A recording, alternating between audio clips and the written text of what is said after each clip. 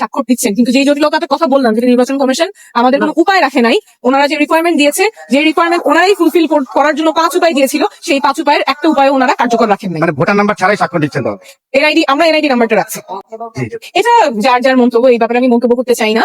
আমার রাজনীতির করার ইচ্ছা এবং আকাঙ্ক্ষা সেটা হচ্ছে আমাদের একটা নতুন রাজনৈতিক ধারা তৈরি করা, যেখানে জবাবদিহিতা থাকবে, যেখানে স্বচ্ছতা থাকবে। সেই রাস্তায় আমি আছি, সেই রাস্তায় আমি থাকবো। যতক্ষণ জনগণ সাথে থাকবে ততক্ষণ আমি এখানে আছি। অনেকে অনেক মন্তব্য করতে পারেন, সেটা দিয়ে আসলে কিছু আসা যায় না। যতক্ষণ আমি বুঝতে পারছি যে জনগণের প্রতিনিধিত্ব আমি করতে পারছি, ততক্ষণই জনগণ আমার সাথে থাকবে। যখন আমি সেই রাস্তা থেকে বিচ্যুত হবো, জনগণ চলে যাবে। এবং এখানে গতকাল থেকে আমি জাস্ট এক্সপিরিয়েন্স শেয়ার করতে পারি, সেখান থেকেই হয়তো আপনারা ওপিনিয়ন জেনারেট করতে পারবেন। গতকাল এত মানুষ এসেছেন এবং এখন আপনারা দেখছেন যে অফিসে যাওয়ার পথে মানুষজন স্বাক্ষর করে দিয়ে যাচ্ছে, কোচিং যাওয়ার পথে স্বাক্ষর করে দিয়ে যাচ্ছে। গতকাল রাত 11টা-12টা পর্যন্ত মানুষ এসে স্বাক্ষর দিয়ে গিয়েছে, সকালবেলায় এসে দিয়ে যাচ্ছে, এনআইডি কার্ড নিয়ে আসছে, ফটোকপি করে নিয়ে আসছে এবং স্বতঃস্ফূর্ত ভাবে ওনারা সিগনেচার কালেক্ট করে নিয়ে আসছে। বাসা থেকে, বিল্ডিং থেকে, গলি থেকে এখনো যাচ্ছে, যে বিভিন্ন এলাকা থেকে ওরা স্বাক্ষর কালেক্ট করে এনে দিচ্ছে। অনেক স্বতঃস্ফূর্ত সহায়তা এবং ভালোবাসা পাচ্ছি।